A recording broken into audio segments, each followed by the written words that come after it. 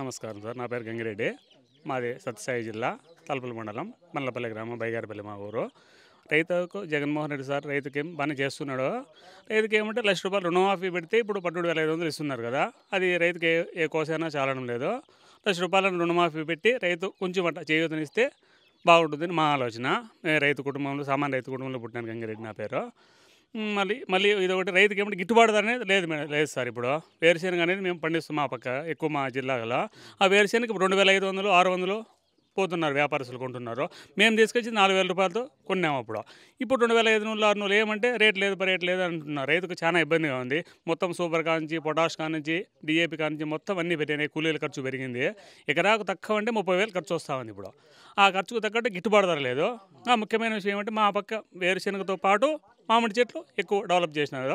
ఆ మామిడి చెట్లకు ఇన్సూరెన్స్ ప్రకటిస్తే బాగుంటుందని మా ఆలోచన. మీరు కూడా దాన్ని దయచేసి మరి కొంచెం ఆలోచించి, మీరు ముఖ్యమంత్రి జగన్మోహన్ రెడ్డి సార్ ఆలోచించి ఏదైనా మాకు నిర్ణయం తీసుకుంటే బాగుంటుందని మేము రైతులను కోరుచున్నాము.